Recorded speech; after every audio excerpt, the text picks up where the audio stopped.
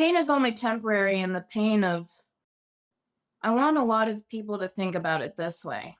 This is a protective measure against a far more potential fatal ending. You could have a heart attack, and the pain that your friends and family members could endure is far more painful than the recovery that you'll go through if they lost you.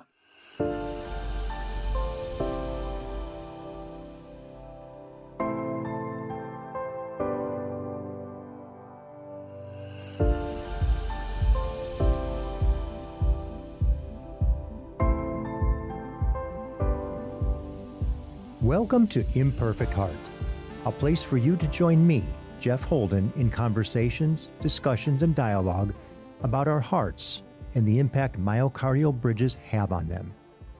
We'll talk with healthcare professionals, those in related fields that support our condition, and others just like us with stories of their myocardial bridge experiences. It's my intention for this content to inform, educate, entertain, and even motivate or inspire you in your personal journey on dealing with a myocardial bridge. Most importantly is to have you leave each episode with hope, knowing you're not alone and that what you're experiencing is real.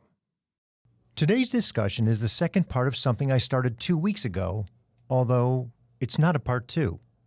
It's a distinctly separate yet connected continuation of the conversation that began with Liane Aigner and will end today with my guest.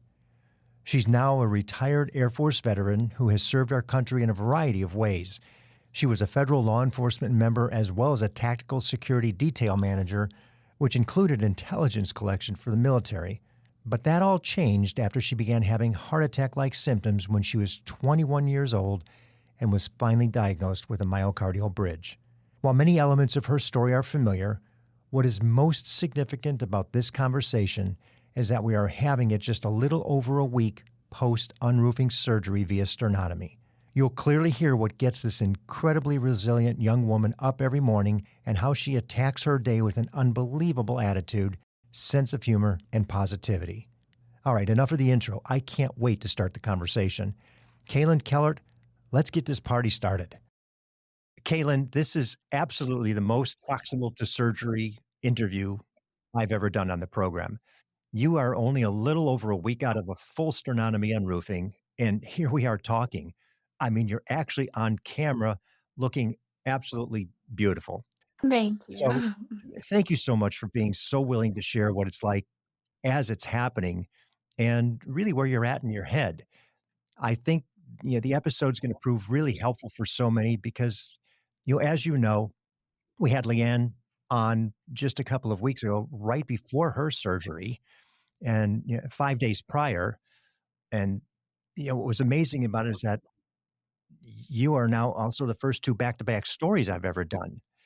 Not only that, you had your surgeries on the same day at the same place by the same doctor. And how cool is that you were able to connect in the hospital with what you called a surgery soulmate.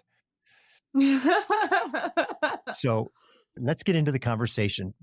Before we get into the details of your surgery, let's talk a little bit about what got you there. How did this all unfold? So in 2021, I was 21 years old, and I had just gotten back from my deployment to Africa. And the military put out a mandate that we all needed to be vaccinated. So about 1 month into me being back into the United States, I received the first dose of Moderna, didn't have any issues. Then late June, I received the second dose of Moderna. 1 week after receiving it, I experienced my first cardiovascular episode, and what I now know was an endothelial spasm. I didn't know then, but it felt like having a mini heart attack. Yeah. I thought I was having a heart attack. It woke me up at 3 in the morning, and I was 3 hours away from any hospital, and I couldn't find any sort of relief for about an hour. So I was trying to walk around, and I was in excruciating pain. I was debilitating. And then ever since then, every day for the next 3 years, I was having spasms and having nausea, tingling in my extremities, vomiting, migraines, palpitations. I had an atrioventricular heart block, ventricular tachycardia, countless other cardiovascular episodes, and had no idea what was going on until 3 months ago when Stanford conducted another CT scan, found the myocardial bridge, and sent me to the cath lab when they found out I had endothelial dysfunction as well Mm-hmm. and spasms. And that's when you're 21. What did it take for you to get to the point of surgery? Because that was almost 2.5, 3 years ago, right? Mhm. Being in the military, they send you around to a lot of military doctors, and unfortunately, military doctors aren't typically trained in those types of specialties. So it was a lot of advocating for myself and fighting for my life basically every day to get seen by other specialists. So I was getting seen all up and down Northern California by 3 different cardiologists, 2 neurologists, and endocrinologists. Mm. You name them, I've probably seen them. I went to a gastrointestinal specialist as well. I saw a neurologist, another Air Force base. It was about an hour away from the one I was stationed at. And I was looking online one day, and this was about a year and a half ago. I saw that Stanford, a neurologist at Stanford, was conducting a test to see if there were any disorders for vasovagal dysfunction. And the only reason that I thought maybe I had a vagus nerve issue was because it could have been coupled with a cardiovascular issue. Because I had numbness and tingling in my face and my lower extremities, and I had cardiovascular issues, I thought maybe it was a vagus nerve issue. So that's how I got my foot in the door with Stanford. And I was kicking and screaming at every single doctor that was misdiagnosing me and mistreating me essentially because I was having really poor bedside manner. Mm-hmm. And I was in and out of the emergency room. I think I went to the emergency room just over 60 times in the last 3 years because of the episodes I was having. And every answer I got was, "We don't know what's wrong with you. We think it's fatal. You could die at any time, but we don't know how to help." And I wasn't going to take that as an answer. So I did everything I possibly could to figure out what was wrong because I knew something was wrong. Isn't that comforting to know you could die? We don't have a solution. We don't know what to do with you. And Oh, it's the best news to receive. and we're talking about it I now on the other side of unroofing, but there's a lot of people who are still in this space, this exact same space, going, I'm being misdiagnosed. I know there's something wrong, and nobody can tell me what it is. And they're saying it could be serious because it's my heart. What did you do that pushed you through to get the appointments at Stanford? So the military doctor that I was seeing, he was a neurologist. With him, it was just about leveling with him. And luckily, I didn't have, at that point, it had been 2 years of me tirelessly fighting with other people, just trying to get answers with physicians at my base. And because this was somebody I'd never met before, and because this was somebody at a completely different base, I completely lost a filter and I completely lost any sort of sense of care about any sort of reprimand because when you're in the military, you really have to mind your P's and Q's when it comes to little tiny things. Mhm. But with him, because I knew that I didn't have to worry about outside aspects like chain of command, I just leveled with him. I said, "Look, I know that there is something wrong. And Stanford seems to be the only place that might be able to give me an answer, and I have to see them. I'm not going to take no for an answer." And he was probably the only person in 2 years that actually listened to me. He sent out a referral, and I finally got seen by Stanford. I went through an autonomic dysfunction lab. It consisted of 5 tests. I failed one of their tests. They said that I have existing symptoms that led them to believe that I had POTS, but they couldn't diagnose me with POTS. So the neurologist that I had seen at Stanford, Dr. Miglis, he recommended that maybe some of my scans got sent over to Dr. Perino, who is an Physiologist. yes, an electrophysiologist. He took a look at a CT scan that was conducted 2 years prior by another cardiologist, but he couldn't tell. So they conducted another CT scan, I think 3 months ago, and that's when he found the bridge. Mm-hmm. I also had Dr. Perino post-surgery because I had some arrhythmia that they wanted to keep an eye on.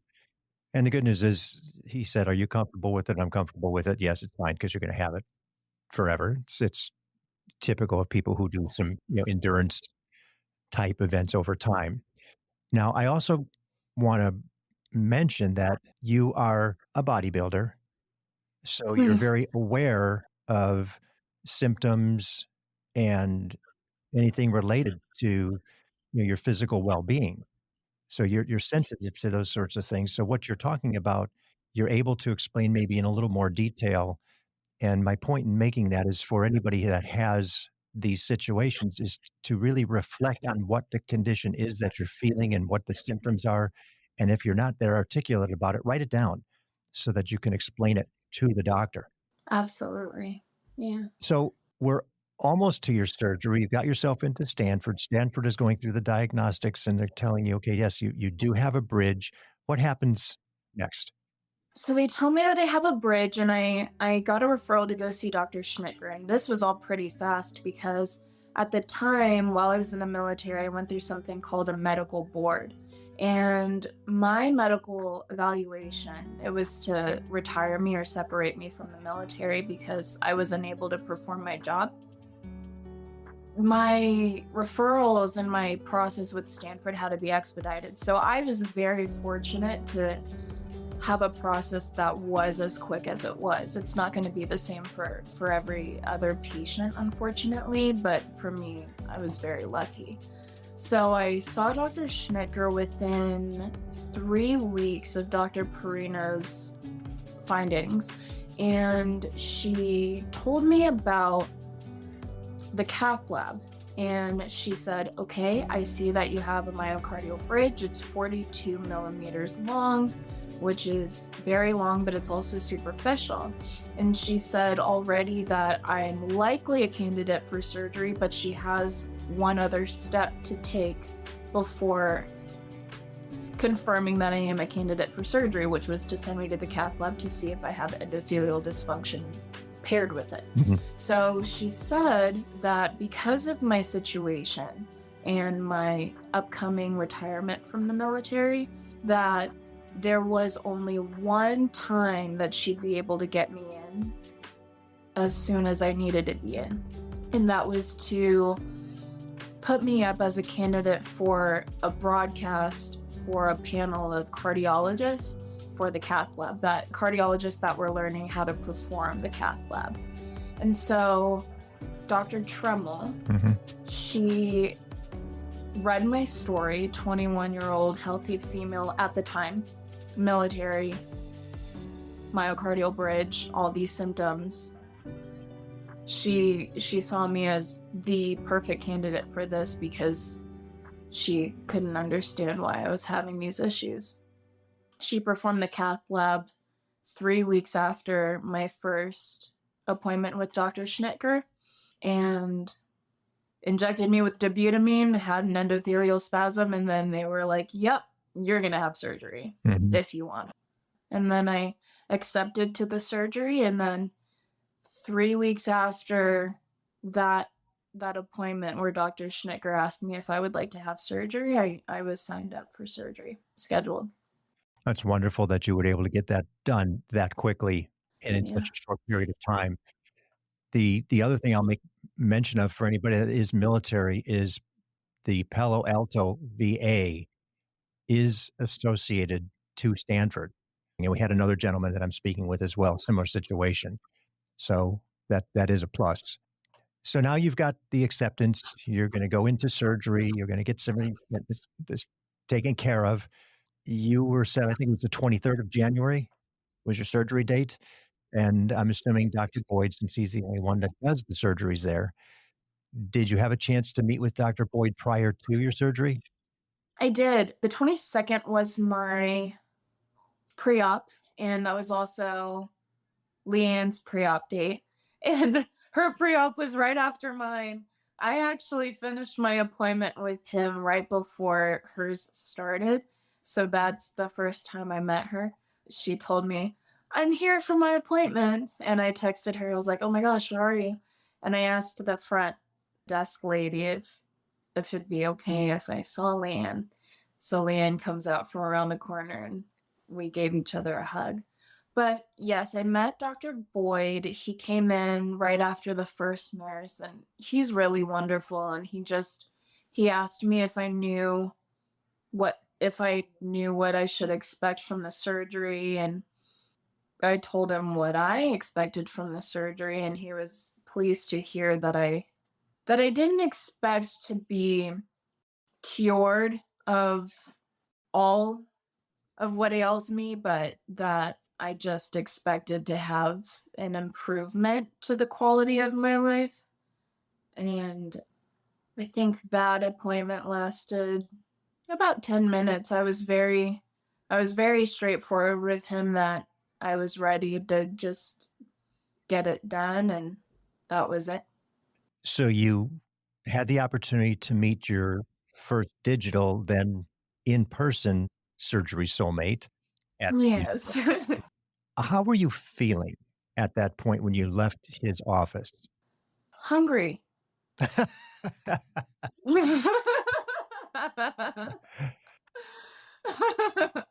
I hadn't eaten all day, and I had a scavenger hunt to go on. I had 3 labs to go do. I had a CT scan to go do. Oh, I had so many things that were waiting for me, and I was starving. I hadn't eaten in the last, 12 hours, not because I needed to. Well, I didn't know I needed to fast, but you do need a fast. Yes. So thank God I did. Yes. Because I was unaware that I needed to. But I was starving. All I was thinking about was, God, I really wish I had some food right now. I had no questions for Dr. Boyd, but yeah, I know that's not going to be the same for everybody else that goes in at have that appointment with him. But for me, I was really not nervous. My parents were definitely more concerned about my surgery than I was, especially before going into the operating room. I just cool as a cucumber. I'm a little chili bean like that. Yeah, nothing really worries me ever. Well, a couple of things I can tell that are absolutely part of that is you have a wonderful sense of humor and Thank you- you. keeping things light within reason is really paramount to, I think, a healthy recovery as well as, pre-surgery anxiety. It just minimizes a lot of that because it's a little bit out of our control. We made the decision, we're going to go do it. And in our pre-recorded call, we talked about a little bit of faith, spirituality. How do you think any of that played into it? I'm a firm believer that put out, whatever energy I put out in the universe will come back to me. I'm a firm believer in karma. And if I think about something negatively, then all I'm going to receive is negative energy back. So if I look at everything through glasses, or if I think of everything in a positive manner, then all I'm going to receive is. If I look at something as a lesson, or if I look at something as this is only going to help me, then that's all it's going to do. It's only going to help me. If I look at something like it's going to hurt me, that's all it's going to do. Mhm. So that's what helps me. The surgery can't hurt me. My heart, my conditions are separate from me. They're not who I am. They're not things that happen to me, and they're not They're a part of my life. They're not what make up my life. They're just little obstacles that I have to get over. And that's okay. I just got to get through them. That's all right with me. They're just little challenges. They teach you things about yourself. And everybody's got to go through things like that. It's character development. I just think about, it's nice to think about your life like a movie.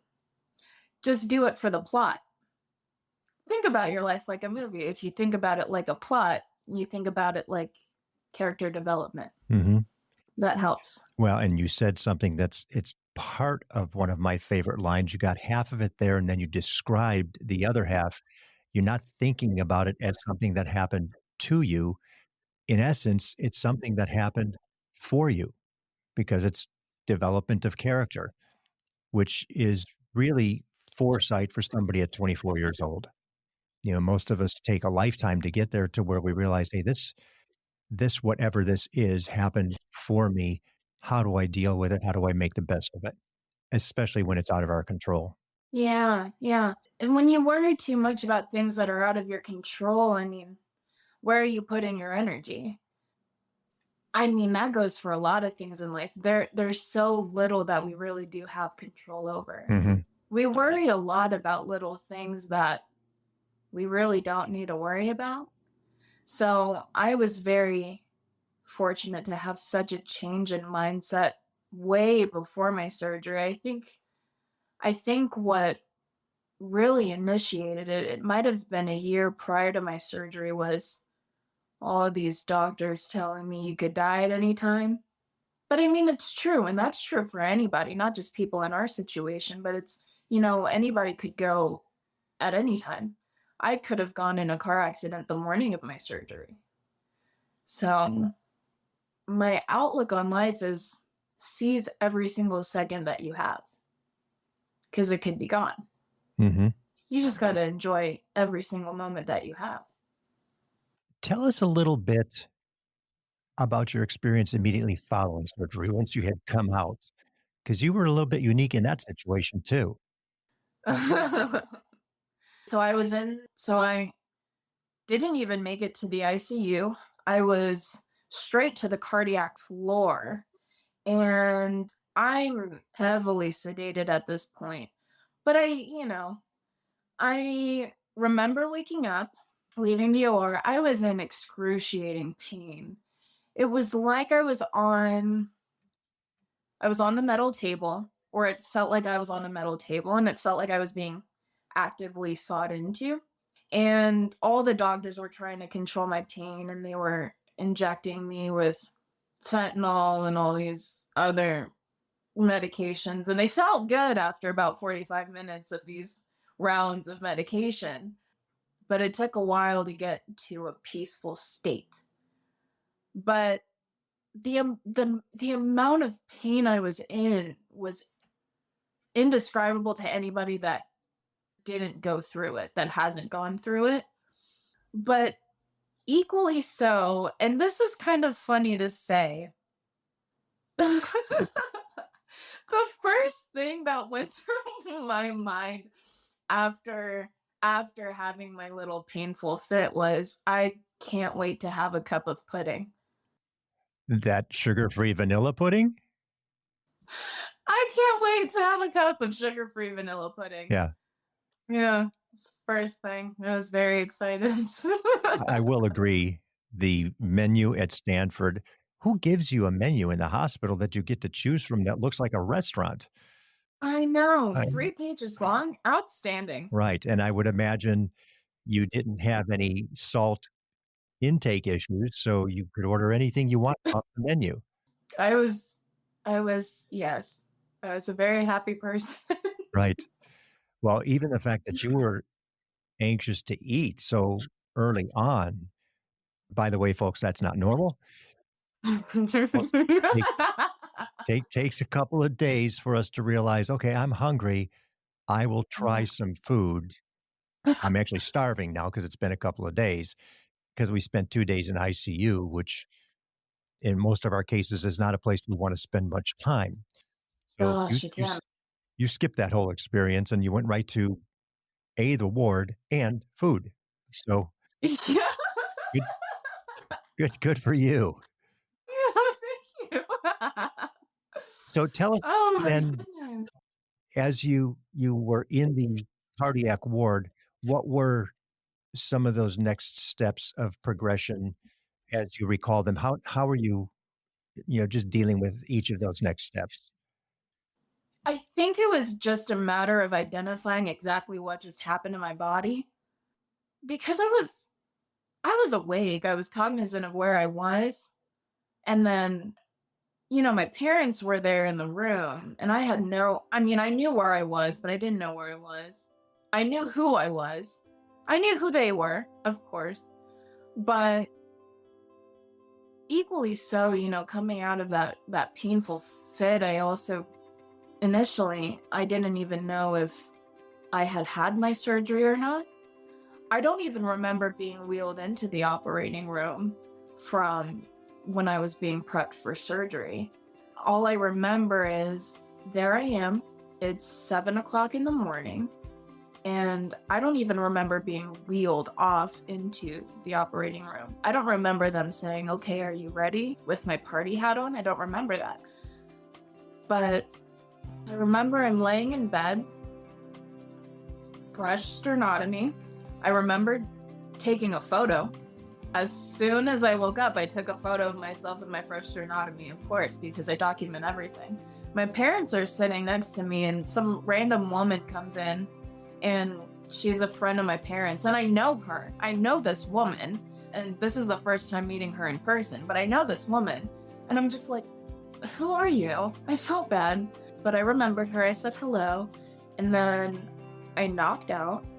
But yeah, I was really curious about all the tubes that were in and out of my body, and the chest tube especially, because I thought I was still going to be on a ventilator. My mom told me your surgery only took 2.5 hours. I'm thinking that that's really short because I thought minimum it took 6 hours. With prep and everything, my surgery was only 2.5 hours. Oh, wow. Yeah, so I went in at 7 and I think I was out by 9:30. And then off went Liane. One in, one out. Actually, now that I'm thinking about it, and I'm glad that we're talking about this, she was one of the first thoughts that popped into my head when I got out of surgery. One of the first things that I thought about. So yeah, I had my painful fit. I thought about my sugar-free vanilla pudding, naturally. Took a photo of myself, looked at my tubes, and the next thought was, I wonder if Leanne's in surgery right now. That was my next thought. I was really concerned. Based on the proximity to your two surgeries, you were first, she was second. You maybe even high-fived each other as you passed on the gurneys, and neither of you would remember it because you were too drugged up. Exactly, yeah. I probably saw her with her little party hat. We're just two little high patients just laughing at each other. Yeah. So Yeah. I'm gonna pull something up just because I saw that you posted on the Facebook page this morning. So one of the things that you posted just today prior to our conversation, only maybe about 6 hours earlier in the middle of the night, that I thought was interesting. A couple of things. I won't go through all of them. I'll just recommend that if anybody wants a good little chuckle to check out the Facebook page to see it. Here's one of them. Prior to having all my tubes removed, since we're talking about the tubes, I felt like Shamu. Felt like I was about to be transported to SeaWorld to be put on a show for the audience members in the splash zone. I was 8 pounds heavier due to my fluid retention. I was itchy. My skin was itchy. I was puffy. Everything felt itchy. I felt like the Michelin Man, except I had no place to go, and I was red and splotchy. So we all love those tubes, right? Tell me about Oh, the tube yeah. experience, getting them removed, and then the feeling of, ah, Oh, man. Yeah, I felt like Shamu. I getting up to walk around with that metal contain or that plastic container filled with your fluids was just wonderful. I love carrying around that designer plastic box of my internal fluids. They have to put it on the walker for you to go anywhere. So I'm going to the bathroom with like all these tubes hanging off my body. I really felt like a robot. And she comes in and she says, "Are you ready to get your chest tube taken out?" And I said, "Yes, please take it out yesterday." So she comes in, she removes the suture. That was the most painful part of the process. And she says, "Okay, are you ready?" And I really wanted to get my phone to record this because I was very excited to see it. So I'm looking down the whole time as she's starting to remove it. But it was like a breath of fresh air. And, she just pulled it right out. The feeling of having something removed out of that cavity is uncomfortable. It's not something you expect because you're not supposed to have anything there. But yeah, the feeling of it being out of there is really, it's such an interesting release. Yes. That was my favorite part of the hospital, was getting that thing taken out. That was my favorite part. And then getting the IV taken out of my neck, that was my second favorite part. Couldn't even feel it. The worst part about that though was when she took it out and then she flicked it around in front of my face. That was gross. I said, "Please don't ever do that again." Thank you. Well, and here for the benefit of anybody that's going to have heart surgery, they put chest tubes in. They're below your rib cage, 2 tubes that go in to keep the fluid from building up and causing problems. So they drain and they have a pump, and that pump has a suction, which I think you also alluded to the fact that, yes, you will not sleep because of that, because it runs most of the time. Yep, it's like a suctioning feeling. Like you can feel it suction. It's just a really bizarre sensation, and you can hear it doing its light whirring, and man, it's just uncomfortable.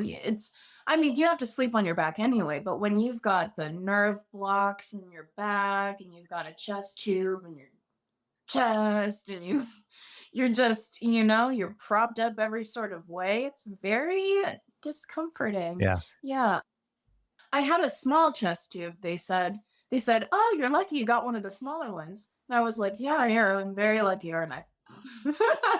Did you just have 1 or did you have 2? Just the one. You only had 1? Yeah.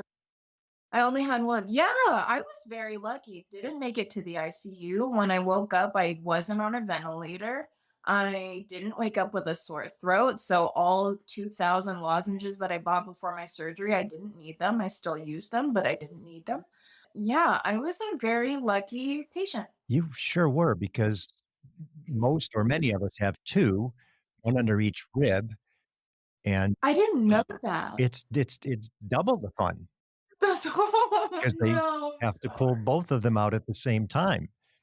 And Oh, to your point of the relief of that tube coming out, and I share this for people who haven't done this, and most of us don't realize that this is part of it. They have to come out. You don't realize how uncomfortable they are while they're in, just because you don't know what that pain is, that discomfort. They're actually pushing up against your lungs in some cases. You take a deep breath and it hurts. And yeah. they're telling you take a deep breath with your spirometer, and you're like, "I can't take a deep breath." And they go, "Oh, that's good with tubes. When the tubes come out, everything will be better." And then you're like, "Oh, what's that?" And so it's quite an experience, not necessarily the most comfortable thing for most people, but they just literally yank them out. Yeah. The man, I that was the majority of the pain for me, was the chest tube. I thought it was the heart surgery. It was the chest tube. That Mhm. was the most painful part. Yeah. Easily. So quite the Yeah. relief when it comes out, and then you're like, right, like you said, "Oh, it's a game changer." So It is. before we Yeah. get into a few more questions, I have to share one more because I don't know that you're gonna get the majority to agree with you on this one. You said in item number 10, "I love hospital beds. I love hospital beds so much that I have hospital sheets and blankets in my home. They're all I can sleep in. I'm sleeping in them right now. It's the only way I can find comfort during my recovery. I recognize that might be weird. Yes, it's weird, but hospital beds are your favorite. I will tell you, I hated that freaking bed. I couldn't get comfortable. It didn't work. It just bumps. It was awful. So, yes, you are definitely unique. Oh my goodness. This is funny. This one, I knew I was gonna get a little pushback for that comment. My mom and I were probably the only two people that I know that love hospitals. Period. Hospital beds, the hospital gray cup with the little handle. You know, everybody's raving about these Stanley cups and they're practically killing themselves over going to Target to get one. No, not me. I for me, it's just taking that little hospital cup home. That's enough for me. I love hospital beds. I've never gotten a better night's sleep than the 2 hours I got a night in the hospital. I love them. I really don't know what it is, but as soon as I close my eyes in a hospital bed, I'm out. I, You're not waking me up unless it's from pain medication. I will say you are in the minority, and we should get a lot of feedback on the episode just on that comment alone. And I'm actually impressed. You're a week out and you're comfortably laughing. I'm watching your movement. You've had a sternotomy. Most of us would still be holding our red heart pillows against our chest to laugh just because it would feel so uncomfortable. So that's an impressive healing process that you're going through. Let me ask you about something about the pain in the process itself. A lot of people are so afraid of the pain more than the actual cutting of the heart, which is what we should be concerned about, that they don't act. What would you say to those people? Pain is only temporary. Ugh, And the pain is only temporary, and the pain of, I want a lot of people to think about it this way. This is it is a protective measure against a far more potential fatal ending. You could have a heart attack, and the pain that your friends and family members could endure is far more painful than the recovery that you'll go through mm-hmm. if they lost you. Great point. Great point. Not to mention, you won't be there to experience all those things in the future that you had hoped to experience. I actually, because I wrote something down, I said, and I say this to everybody, even people that, don't necessarily think about their mortality. You're the only person that's going to be there for yourself 100% of your life. So why would you not spend every waking moment to make the best of it and to nurture yourself and to really take care of yourself? Everything that I do is with intention, and the intention is to just be better and to be lively. You can't spend your life not living it, because then you're not living it. You don't live to survive. You don't breathe to survive. Mm-hmm. So what are you doing in your every day-to-day life to fulfill it? And I understand, that fear, but if you're guided by fear every day, the fear of other people losing you should outweigh your personal fear of the short amount of pain you're going to endure, for sure. Very well said. Yeah, very well said. So you've been home now for a little over a week. How is your recovery going? And what do you find yourself thinking about most often? What's going through your head? I can't wait to take another oxy.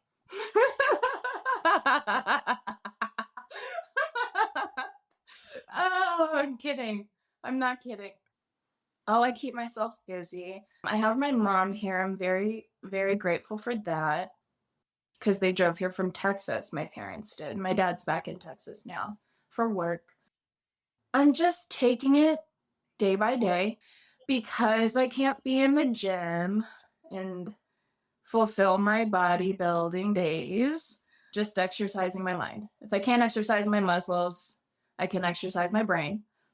So I'm just reading and discovering more creative outlets and learning and yeah, just filling up my time with things that I didn't get to really pay attention to more when I was physically overloading myself. Yeah. So now I'm mentally overloading myself.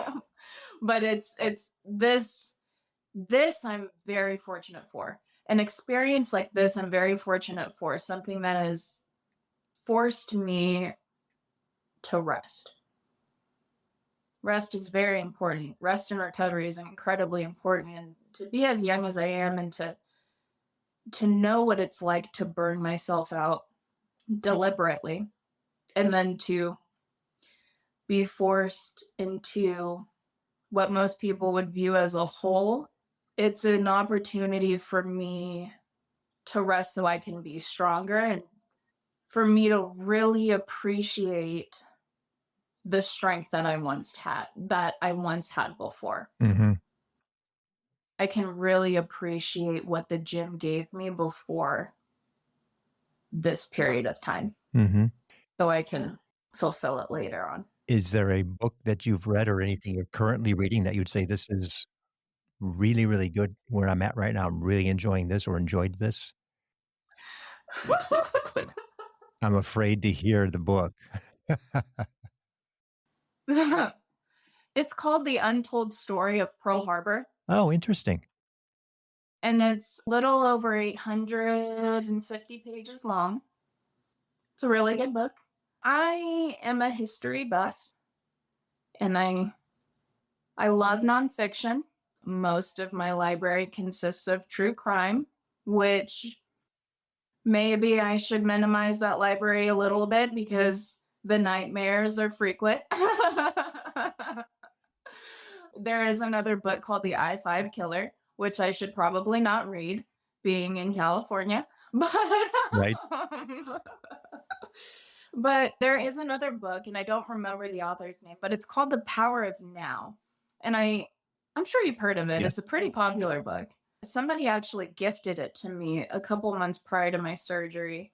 And I thought it was really unusual, the timing of being gifted that book, because it was from a complete stranger. Somebody I'd never met, somebody completely random just left the book on my car one day. And I thought, how bizarre is that to receive a book that I really needed during this time?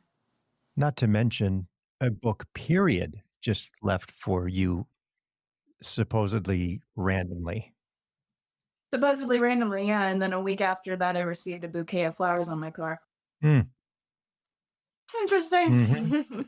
Especially Had a lot of interesting experiences before my surgery. yeah, those two pieces are quite interesting. Those are that book and a bouquet of flowers aren't necessarily contiguous in the sense of the nature of each of them. Yeah. This is a great start. Yes. Having a podcast and sharing this kind of information. Thank you for that. And while we're on the thank yous, thank you so much for sharing what you've shared. Thank you for your service to our country. You are a veteran at this point. Your contribution to this program is going to be enormous, in my opinion. And just for the courage to talk so soon, after surgery. I still appreciate your sense of humor, your positivity, your gratitude for all that's happened to you. You really are an old soul in a very young body, and it's just amazing for such a young lady to have the perspective that you've got. I'm also thrilled to death that you had the opportunity to meet Liane, who Mhm. I also thought was wonderful. I mean, who gets this? Nobody gets to have a crossover surgery in the same place at the same time by the same doctor with really generational gaps between the two of you. So just how neat all of that is. And I can't wait to follow your progress and see where life takes you because you have so much more in front of you. And from the very, very, very bottom of my imperfect heart, thank you again. Thank you so much for giving me this opportunity. This knowing that I'd be able to talk with you and be on your podcast, this was probably one of the few things that kept my mind going throughout my surgery and recovery from start to finish. Well, and here's the good news. You don't have to worry too much about what I'm going to do with it and when I'm going to do with it because you're going to release Wednesday. Oh, cool. So, so yeah, That's you're the awesome. opener for American Heart Month, That and is, so you've been amazing. I'm so glad to see you in the spirits that you are because this is a tough thing for a variety of different reasons. And as an older person going through it, you look at it and you see your mortality. But as a younger person, you're looking at it going, "Oh my gosh, I got all this stuff in front of me. How am I going to get to do all this? How do I get to do it after I've had this?" But I think you're going to find that as the endothelial dysfunction heals, which it will, it improves over time. It could be up to 2 years.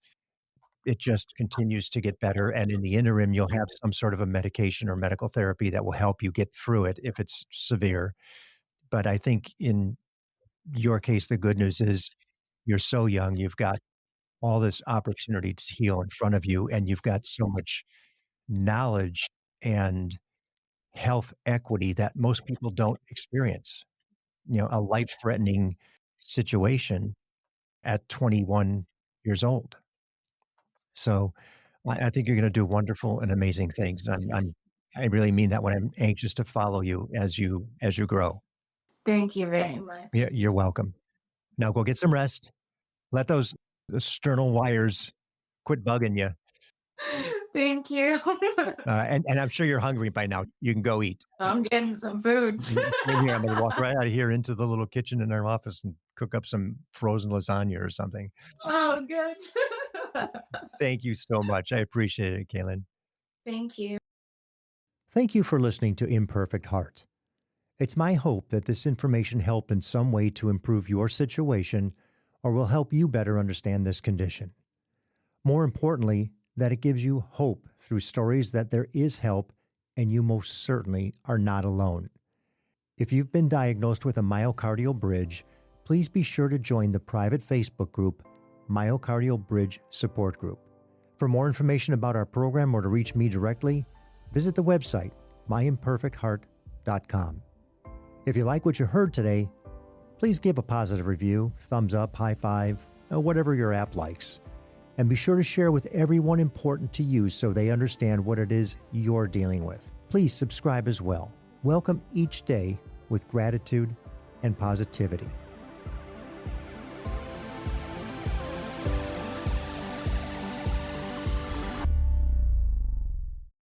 The views and opinions expressed in this program are solely those of the host and the guest and are not intended to provide, nor are they a suitable substitute for, professional care by a doctor, therapist, mentor,